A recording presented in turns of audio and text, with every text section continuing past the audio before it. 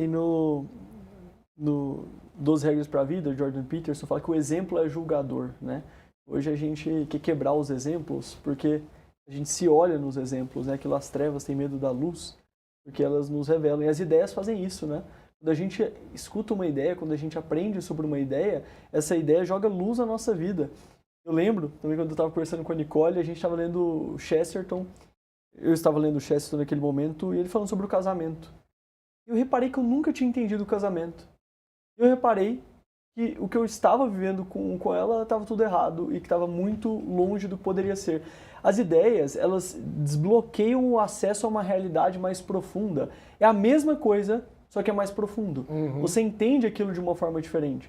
E chega ao ponto de você mudar a sua vida. Então, eu só me casei com a Nicole por causa de ideias a que eu tive acesso. A minha filha só nasceu por causa disso. E uma coisa interessante que eu acho também para as pessoas pensarem, ou a gente age conforme a gente pensa, ou a gente pensa conforme a gente age. É sempre assim. Ou a gente vai refletir sobre a verdade e você fala, putz, o certo é isso. Por exemplo, o que é a família? O que é a paternidade? O que é a maternidade? O que é esperado de um pai? O que é esperado de um marido? O que é o amor? O que é o bem? E eu reflito e tento encarnar isto na minha vida, ou eu terminarei criando teorias a partir do que eu vivo. Um tema que eu acho que destrói toda a vida de estudos e que eu vi que está na travessia, além da parte de família, o tema da pornografia. Que sempre que eu posso eu volto nesse tema, que é um tema que parece que fica ali meio, as pessoas não querem falar, mas é um ponto que é essencial. Uma questão que é muito pior que as notícias, que gera distração, que gera gatilho de prazer, que destrói o nosso imaginário, que influencia as nossas ideias. E o que acontece? Um exemplo disso de viver e pensar. Eu tenho o costume de falar sobre isso na internet e vejo isso no consultório. Eu atendo adultos, então já consigo ver ali os efeitos que gera nessas pessoas, né? E é muito curioso. Ninguém chega a ficar com uma família destruída, com problemas muito sérios, sem ter errado muito por muito tempo.